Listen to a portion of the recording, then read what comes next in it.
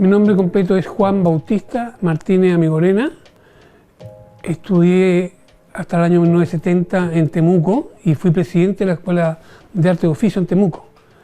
Y ese mismo año me traslado a Santiago a estudiar Ingeniería de Ejecución Eléctrica, acá en Santiago.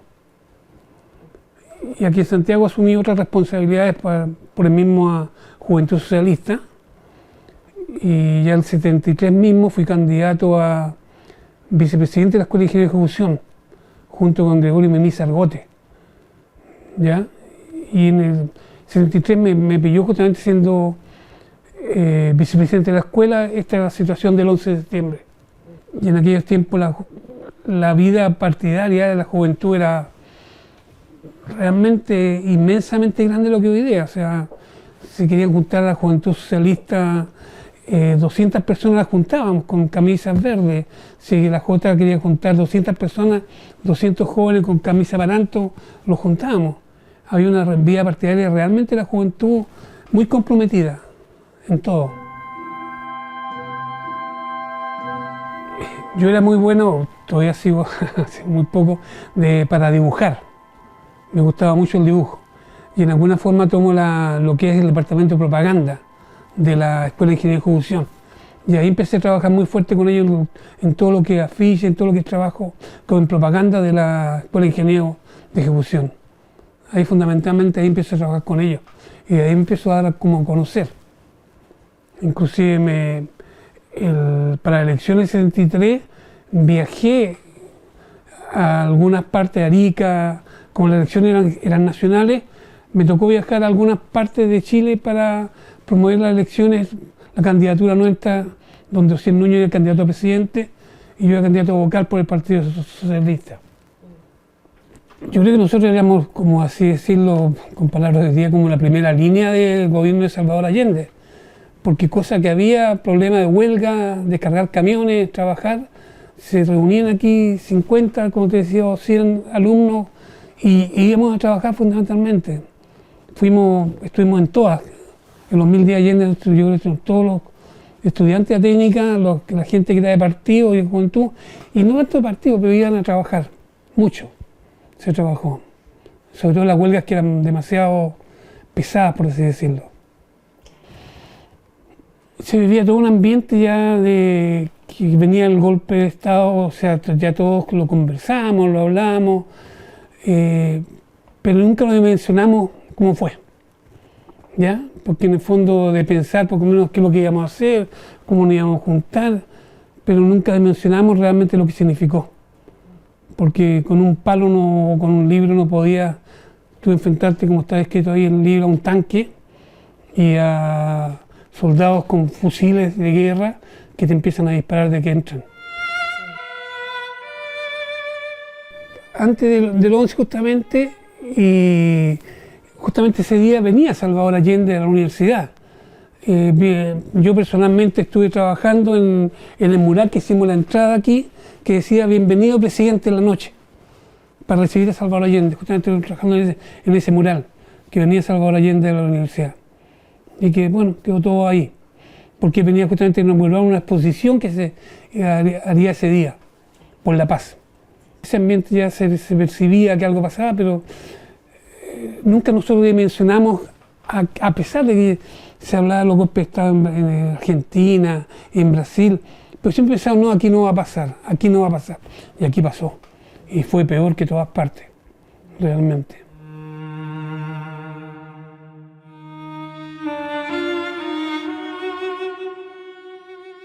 en la Secretaría General, que está aquí arriba, primer piso entrando. Esta fue la Secretaría General donde me quedé en la noche, me quedé aquí. Ahí fue una noche terrible porque en el fondo la gente no sabía qué hacer y como ya estaban allanando, por así decir, llamadas a la universidad, preguntando qué podían hacer, pidiendo por favor que fueran a ayudar. Y era solamente contestar el teléfono, o sea, a voces desesperadas de gente detrás del teléfono pidiendo ayuda. Nosotros con el mismo miedo respondíamos que nos esperara otro día y ya vaya a pasar todo. Llamando también nosotros a las comisarías cercanas que por favor no dispararan más a la universidad, porque toda la noche ellos estuvieron parapeteados en lugares estratégicos y cosas que se movían, ellos le disparaban. Con la gente, la directiva de los partidos, la juventud, a organizarnos a ver qué es lo que íbamos a hacer, fundamentalmente. Pues inclusive en alguna medida ese mismo día 11 se tuvo reunión con la gente de los militares que nos dijeron que no nos preocupáramos, que podíamos quedarnos aquí, que el otro día nos iban a sacar. Mentira, nos iban a sacar presos, digamos. Que el otro día no era permiso para salir a nuestras casas, lo cual no fue así. Porque ya se había hablado tanto de esto que nosotros siempre esperábamos que iba a pasar, bueno, pasó y había que asumir, había que venir acá con todos los estudiantes. Si aquí en el fondo habían, parece imposible, había 1000 estudiantes aquí. Realmente, una masa humana de estudiantes que no sabían qué hacer. Entonces estábamos ahí al frente de ellos tratando de ayudar para salir adelante, fundamentalmente. Cuando escuchamos a través de una radio o un megáfono que repetían que los estudiantes deben abandonar la universidad dentro de tantos minutos si no se la bombardeaba. Bombardeada, decimos, no puede ser. Y hasta que en un momento dado fue como una gran masa de aire y como un gran ruido que nos tiró por los aires a nosotros y fue el primer cañonazo que da justamente en la Secretaría General. Nosotros al mirar vimos solamente un boquerón inmenso que pasó, los vidrios con mucha facilidad, pero los muros de cemento también. O sea, pasó justo entre medio de, por así decir, de nosotros estábamos en la orilla y pasó el primer cañonazo.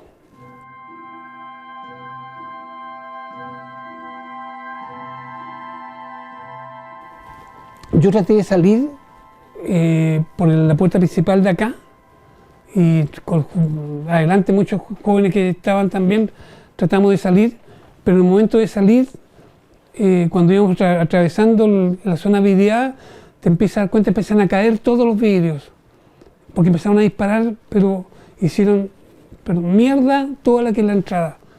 Y ahí volver hacia atrás, hacia adentro de una universidad nomás. Todo volver adentro donde estábamos, porque no nos dejaban salir. Si tratábamos de salir, se nos disparaba. Hasta ahí se da la situación que te digo de don Enrique Kilber, que en un momento dado del lado ya decide juntarnos a toda la gente y él sale con una bandera blanca pidiendo por favor que no disparen, que vamos a salir, que no estamos armados. Ahí nos encontramos con nuestra realidad porque en el fondo estaba muy enojado la señora militar con nosotros. Apenas pasamos por un callejón y se nos golpeaba cada vez que pasábamos. Después fue llevado así al Estadio Chile. Estuvimos ahí, parece que 3-4 días. En un momento dado, sentado arriba en la galería, se veía una persona que estaba agachada, con sus manos ahí entre su cara, que estaba como solo, y preguntando quién era, nos dijeron que era Víctor Jara, que lo habían golpeado y que lo habían dejado ahí arriba solo en una parte de la galería. Ya estaba golpeado ya más que totalmente.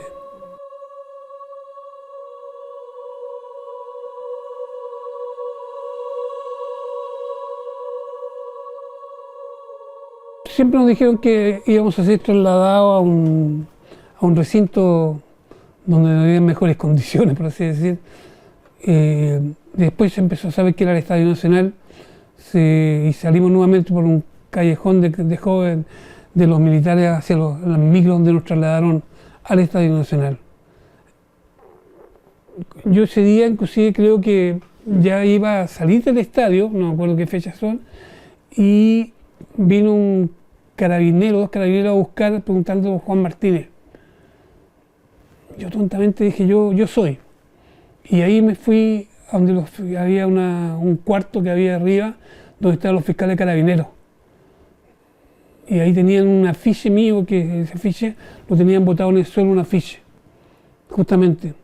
Entonces ahí me empezaron como recibimiento, fue un golpe que se hace con las manos cerradas en los oídos, que te cierran así en los oídos y si es fuerte, como que todo el aire, no sé de qué forma sale, digamos, como recibimiento. Y ahí dijeron, ya, ahora tiene que saltar la pepa de qué va a pasar, dónde están las armas. Lo único que preguntaban ellos era por armas, ¿dónde están las armas? Armas que indudablemente no había absolutamente nada. Y ahí con toda una tortura, porque en alguna forma fui amarrado, fui golpeado, y en el momento dado que ellos van a almorzar, al parecer me dejaban amarrado, colgado las manos, con las manos atrás. Y estuve, yo creo que una hora por lo menos con las manos colgadas. Yo eso lo había alguna vez quizás leído o escuchado, pero nunca pensé que yo iba a vivir esa realidad. Me pusieron en el fondo un saco en la cabeza, con el cual era tapado, y ahí era golpeado. Y también tuve 2 procesos, 3 veces que me iban a fusilar si no decía dónde estaban las armas. Bueno, ahí en ese momento uno piensa en la mamá, en los hijos, y se despega, ¿no? Uno piensa, bueno, en realidad también fui ahorcado 2 veces, pero como que la horca es más fácil de morir porque te empiezas a dormir. Te empiezas a dormir cuando eres ahorcado, que de otra forma que cuando solamente con golpe. De ahí estuve hasta que en la tarde, como estaba tan mal, me sacaron a uno de los pasillos que hay para pasar al estadio. De ahí me dejaron botado, cuidado por un militar, hasta que apareció el otro día el doctor Yadresis con el coronel general Espinosa, porque la gente le comentaban a ellos que me habían visto la forma que me sacaron y que me han ido a botar ahí al lado del estadio, a la pasada. Así que ellos fueron para allá y el doctor Yadresis le pidió a Espinosa, le dijo, oiga, ¿sabe qué? Si es un prisionero de guerra, lo menos que tiene que hacer, tiene que sacarlo aquí. No puede dejar que se muera aquí. Así que gracias al doctor Yadresis, en el fondo me llevaron al hospital que había dentro del estadio, en el cual tuve creo que 4 días sin despertar. Felizmente las enfermeras me ayudaron mucho en ese sentido, me sacaron adelante. Había una de las enfermeras que era pariente o mamá de uno de los chicos de la técnica, y ella me hablaba por los que lo digo, todos sabemos que estás bien, no te preocupes, te vamos a cuidar, ya sabemos lo que te pasó, porque yo ahí les contaba un poco todo lo que me había pasado, exactamente. Mi padre trabajaba en impuestos internos, en el Ministerio de Hacienda, y en aquellos tiempos él consiguió, o sea, primero de todo estaba en un puesto importante, y consiguió a través de contactos que por favor me ubicaran y me sacaran del estadio.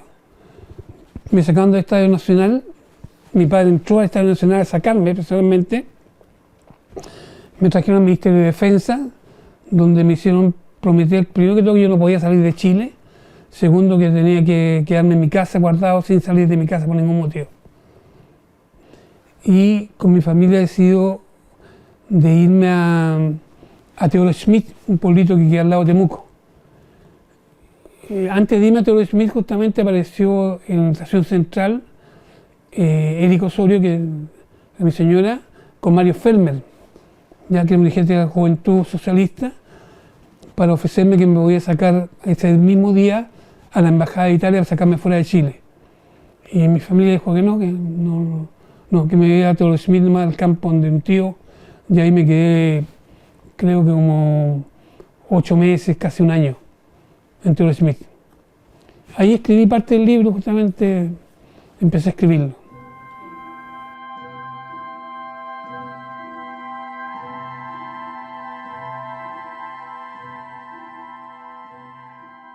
En aquellos tiempos uno siempre pensaba que, ahora piensa que sea imposible, porque siempre pensaba que por lo menos que lo estaban vigilando y no se atrevía a hacer nada.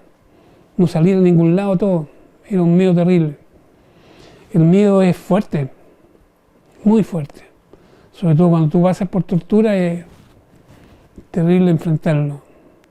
Durante mucho tiempo me volvían a mi cabeza lo que pasó, pero finalmente con el tiempo fue pasando, se terminó.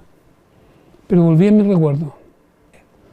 Era realmente importante escribir todo y tenía una esquela grande que me había pasado uno de mis hijos, creo, y en realidad lo escribí todo en primera persona, todo lo que me pasó realmente.